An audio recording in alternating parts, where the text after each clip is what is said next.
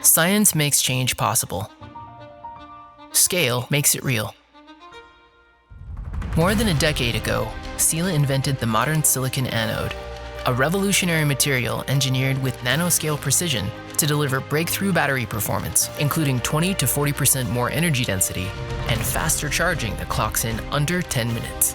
Sila Moses Lake is the first auto-scale silicon anode plant in the Western world with the capability to expand to more than 200 gigawatt hours, enough to power hundreds of data centers, millions of EVs, tens of millions of drones, and 1 billion consumer devices, advancing product performance and securing U.S. supply of critical materials. When breakthrough battery material innovation meets mass manufacturing, transformation isn't just possible, it's inevitable. The future of everything is battery-powered, and it will be powered by Sila.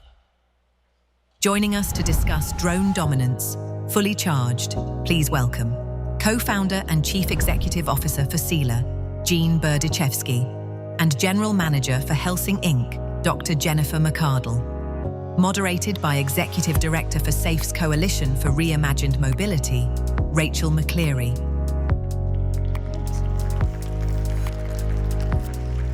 Thank you everyone. Thank you to Jean and Jennifer for being here today. I'm excited to get into drones and batteries. We haven't really chatted a whole lot about drones during the SAFE Summit, so you guys will each bring some really important perspective to this conversation. Jean, I'd like to start with you. Sila is a critical supplier to multiple industries, which creates a really unique vantage point for you. And with this in mind, I'd love for you to share some thoughts about how the Iran war has magnified some of these pain points around our reliance both on hardware and software stacks from adversarial nations. What are you seeing that maybe we were aware of, and just how pronounced is that problem? Yeah. Well, looking across, maybe actually going back a little bit to the history of SAFE, as we were talking about earlier, some 20 years ago, we didn't have the critical oil resources we needed, and if the Strait of Hormuz got blocked, we would have been in a world of hurt. Today, we see that same thing is occurring with critical minerals, with battery materials. If our supply of battery materials were to be cut off, with graphite in particular, we wouldn't be able to make the drones we need. We wouldn't be able to make the vehicles we need. We would probably have 100,000 Americans out of work the next week. And so, the criticality of those choke points, those supply chains, is become very obvious in the automotive industry, and I'd say with Iran in the aerospace and defense industry. I'd say, to your point, I see across a lot of industries. I don't know that consumer electronics is quite there yet. That's still very tied into a supply chain that we may or may not control if push comes to shove. But certainly, Iran has galvanized everything around aerospace and defense, similar as COVID galvanized everything around automotive supply chains. Mm-hmm. Yeah. And one of the phrases that you frequently use is radical self-reliance. What do we need from Congress, from the administration, just from policymakers at the federal level to move us toward this energy independence in the US? So first, we need to create demand signals. And those demand signals show up by policy that does not provide for loopholes or for workarounds, that sets a bar that's very high. Tax credits are not a right, they're a privilege. And we should be setting a very high bar to be able to garner things like the 45X tax credit or to have a right to supply, American defense industry. And so the policy has to set unambiguously that the only products that will be tolerated are ones that have U.S. production or friendly nearshore production, and then you get nothing unless you clear that bar. And then once that demand signal is set, then you start to see, okay, what companies are able to respond to that demand signal? And at that point, you can start to push on the supply side. You can support those companies, those industries through things like the Office of Strategic Capital, which I think is doing a good job. But if you don't have the demand signal, it doesn't matter how much money you push into the system, you will never fix the problem. Yeah. And Jennifer, turning over to you, Helsing is doing some fascinating things. You guys are integrating AI with autonomous systems, but you're also manufacturing the physical asset as well. I think that provides such a unique perspective for you to share about how you're able to marry these two processes together successfully. I think right now, I shared in an earlier panel, we're seeing industrial policy here and tech policy here, and there are very few in the private sector that can blend and braid these two systems together and scale it like you guys have. So maybe you share a little bit about how you guys are doing that and what your process is.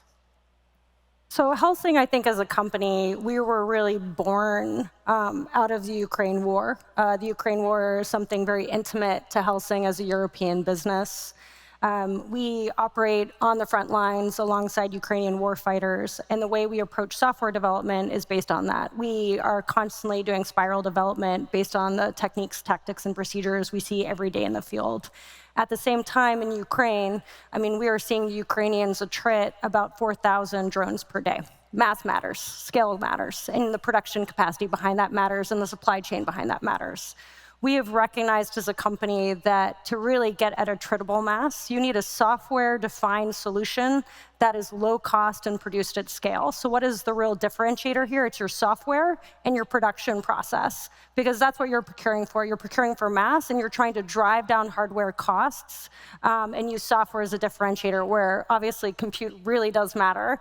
So Helsing essentially has taken, we have some of the most exquisite talent on the AI and software side. We have people that we've pulled from Meta, from Palantir, from a lot of the best, like I'd say, AI and software first companies. And then we've also married that with approaches from sectors that are known for scale. So for instance, the automotive industry. And we've taken this digitally defined and automotive approach first to manufacturing so that we can prove out those scale numbers and really produce mass for the Ukrainian warfighter in a way that's meaningful.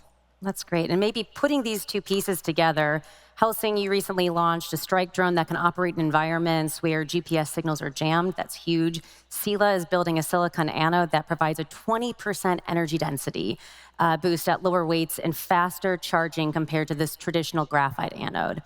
So I guess, Jennifer, how does this extra battery margin that Sila has developing change the way that you think about how drones are built and operated, I guess, domestically and abroad? I think we have to recognize that battery margins are not a technical footnote. They're a critical design decision when it comes to your ability to execute a mission. So every single decision a drone operator will make is going to be dependent on that battery margin. When to engage terminal guidance, whether you make a wave-off decision, whether you decide to strike a target, all of this matters. In the US, so in Ukraine, what's really interesting is they very much use drones with a human in the loop kind of mindset. Every single Ukrainian operator tends to, select the target before a strike actually occurs. That is not the way we plan to use drones in the US. We very much plan to operate on the loop, in which case we want to make sure that we're acquiring things that can loiter, where they can, based on a bounding box, find, select, and execute targets.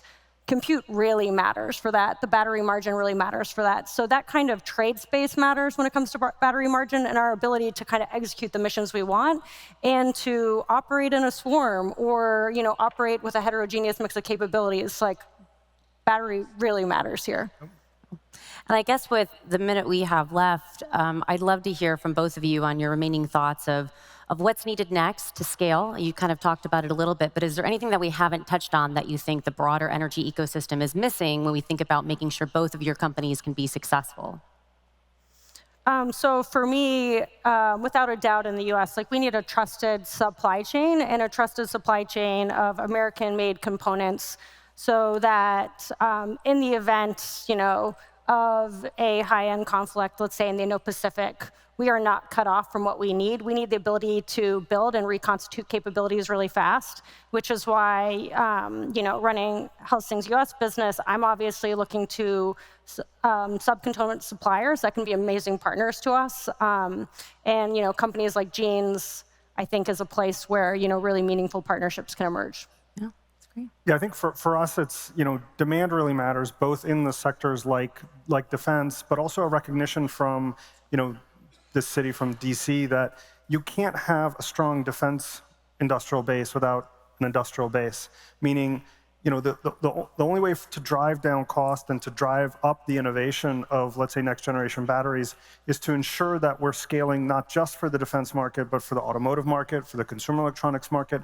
Those markets have such bigger demand pools that they will drive the scale that'll allow us to permanently have an industrial base that, whenever needed, can spool up and deliver, tens of millions of batteries for drones. If you're only building for the defense sector, then in 2 years, when the demand wanes for a little bit, you're gone. So we need to recognize that if we want to have a strong security for defense, we have to do it for the rest of the industry as well. That is an excellent point to end on. Please join me in thanking our panelists for being here today. Thank you both. I really appreciate the conversation. Thank you.